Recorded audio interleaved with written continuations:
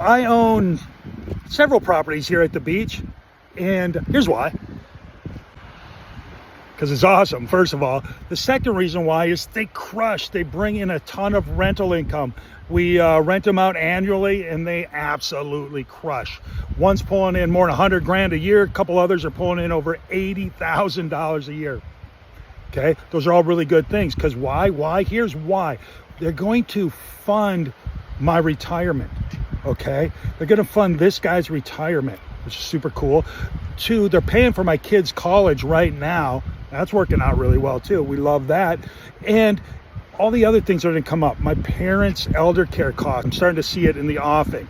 All those things, right? My toys, right? My cars, my stuff, my travel, all that stuff is getting paid for by these vacation rentals. So cool, so cool. So if that's something you want to take a look at, I think you probably should, because over time these things go up in value a lot. If you're interested in owning a vacation rental at the beach, give me a shout. Send me an email at info@smartbeachinvestor.